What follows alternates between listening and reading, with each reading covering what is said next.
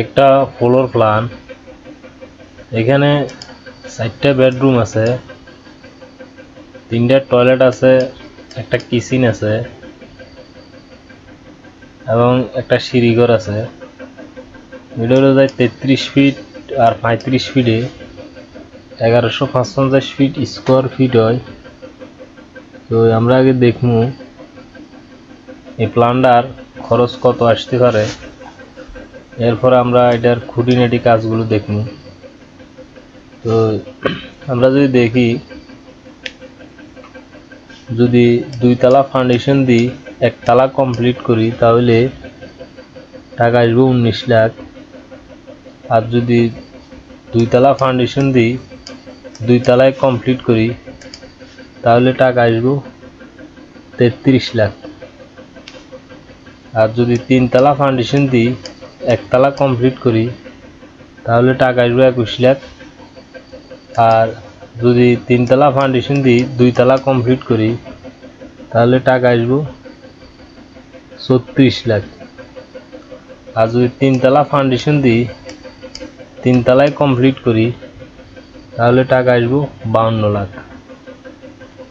তার মাঝে আপনারা এখানে টয়লেটগুলো এবং কিচেন টাইস করতে পারবেন, আর জানালা থাই সব কিছু করতে পারবেন। শুধু গ্রিলগুলো লোহার ব্যবহার করবেন আর দরজাগুলো স্টিলের ব্যবহার করবেন, তাহলে এই টাকার মধ্যে সম্পূর্ণ কাজ ক্লিয়ার করতে পারবেন। প্লাম্বারিং ইলেকট্রিক কাজ সহ মিস্ত্রি খরচ সহ আপনারা এই টাকার মধ্যে কমপ্লিট করতে পারবেন। আর যদি আপনি চান তাহলে অবশ্য কোটি টাকাও খরচ করতে পারবেন। এখানে টাকা খরচ করবে জায়গা আছে। আমি যে হিসাবটা দিছি আপনাদের চলা মতে, এই হিসাবে আপনারা ঘর কমপ্লিট করতে পারবেন। এই বাজেটের ভিতরে আটকিবেন না। তো এই যে জানালাগুলো দেখতেছেন, এগুলো হলো জানালা, এগুলো জানালা। আর এই সিঁড়িঘরটা যে দেখতেছেন, এটা হলো পুরোটা সিঁড়িঘর। আর এই সিঁড়িঘরের মাঝে একটা জানালা আছে, এই জানালাটা হলো এই জানালাগুলো, এই জানালাটি। তো আর এটা হলো সিঁড়িঘর, উপরে ডাইরেক্ট পুরোটাই সিঁড়িঘর। ঠিক আছে, তো অবশ্য আপনারা বুঝতে পারছেন। আর এটা হলো প্যারাপিট ওয়াল বা রেলিং যাই বলেন, এটা হলো এটা এই ওয়াল দেওয়ালটা, উপরে ছাদের উপরে যে দেওয়ালটা, দেন সাইডে এই দেওয়ালটা। ঠিক আছে, আমরা এতক্ষণ এইটার হিসাব নিয়ে কথা বলছি, কত টাকা বাজেট হলে আপনারা এই কাজটা করাতে পারবেন। এখন আমরা হিসাব করবো, দেখবো এই প্ল্যানটার রুমের সাইজ এবং সিঁড়িটা কীভাবে মিলাবেন, এগুলো আমরা সম্পূর্ণ এখন দেখব। আমরা এতক্ষণ হিসাব করলাম এই প্ল্যানটার কাজ করাইতে কয় তালা করলে কত টাকা খরচ আসতে পারে। এখন আমরা দেখব রুমের সাইজগুলো। এটা 33 ফিট 35 ফিট 1155 ফিট স্কোয়ার হয়। এই বেডরুমটা 11 ফিট 7 ইঞ্চি প্লাস 11 ফিট 7 ইঞ্চি। এই বেডরুমটা আছে 11 ফিট 7 ইঞ্চি প্লাস 11 ফিট 7 ইঞ্চি। এই বেডরুমটা আছে 12 ফিট প্লাস 13 ফিট 7 ইঞ্চি। এই বেডরুমটা আছে 12 ফিট প্লাস 13 ফিট 7 ইঞ্চি।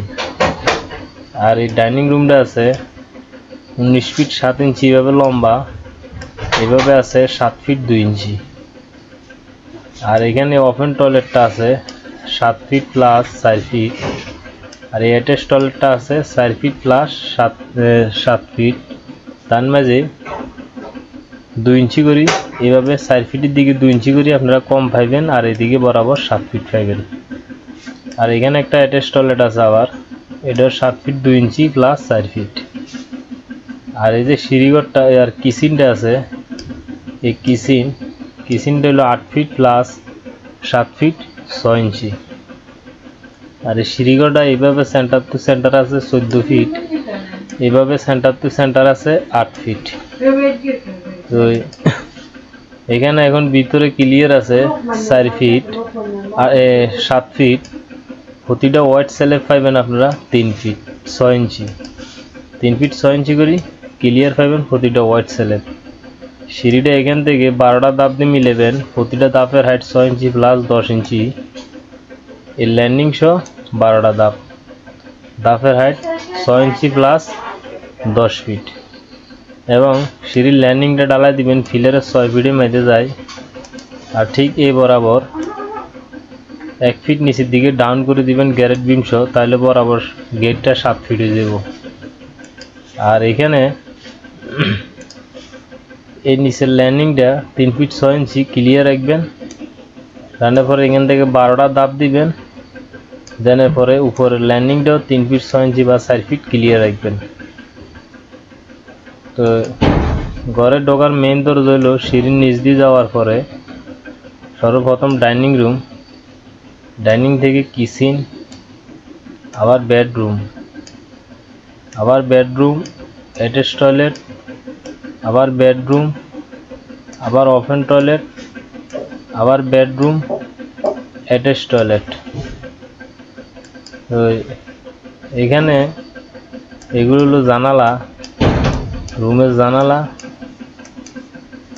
জানালা এগুলো হলো জানালা, কিচেনের জানালা, রুমের জানালা। আর এখানে কলম দেওয়া হয়েছে 1 2 3 4 5 6 7 8 9 10 11 12 13, 13টা কলমের উপরে এই প্ল্যানটা বানানো হয়েছে। আপনারা চাইলে এই প্ল্যানটার কাজ করতে পারেন।